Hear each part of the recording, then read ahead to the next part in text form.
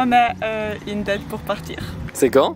C'est dans exactement 10 jours. Putain, trop cool.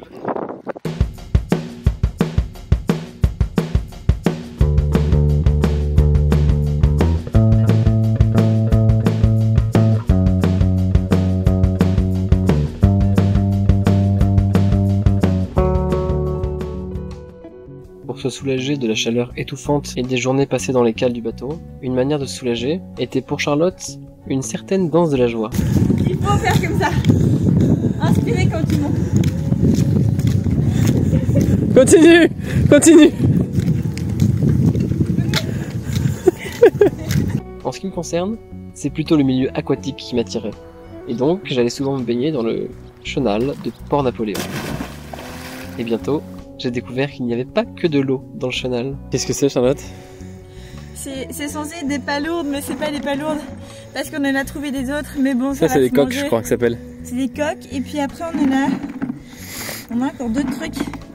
Ça. Moi je trouve que ça a l'air pas très bon. On pourrait la mettre à la mer alors si t'aimes pas. Vas-y, libère-les. On gratte dans la vase comme ça, on gratte.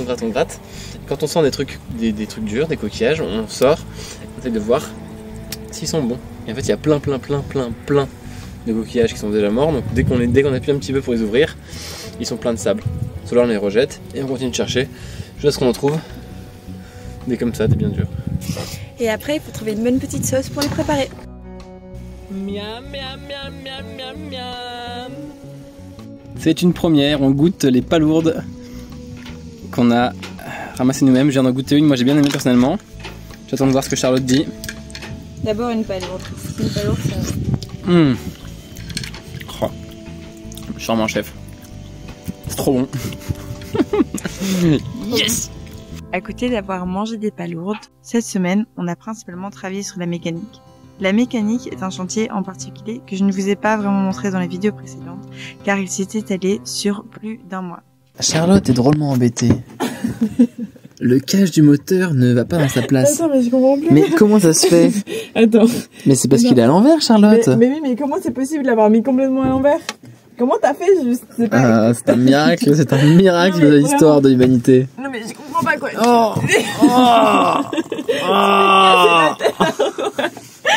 Comme beaucoup d'autres choses sur le bateau, l'entretien du moteur laissait vraiment à désirer. Même si notre moteur n'était pas si vieux, il avait besoin d'un bon coup de neuf. Heureusement, Léon avait déjà quelques connaissances en mécanique et il a pris les choses en main, avec moi en tant qu'assistante. C'était un travail long et fastidieux. La dernière étape, c'était le changement des anodes. Et le capot de notre échangeur. Normalement, quand un moteur est bien entretenu, on change tous les ans, au moins, l'anode qui se trouve ici. Quand on a démonté cette pièce, l'anode se décomposait juste en la regardant.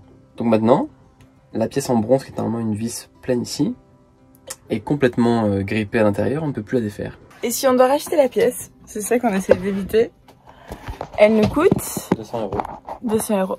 Après avoir tout essayé, la chaleur, les marteaux, les extracteurs de vis, pour finir, on a tarauté l'anode et on a pu passer à la transmission en faisant tomber complètement l'arbre d'hélice pour premièrement changer la bague hydraulique qui devait être changée, également pour changer les anodes et donner un coup de peinture dessus.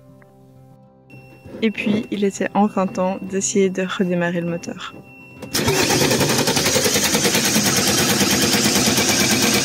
J'ai essayé de démarrer une première fois, le moteur a brouté un petit peu, ça fait bop bop bop bop, mais ça partit. Donc je me suis dit qu'il y avait sûrement plus de gasoil dans le circuit, donc j'ai réamorcé en dévissant ici, ce qui me semble être la vis de purge là, à côté du filtre. Et la deuxième fois...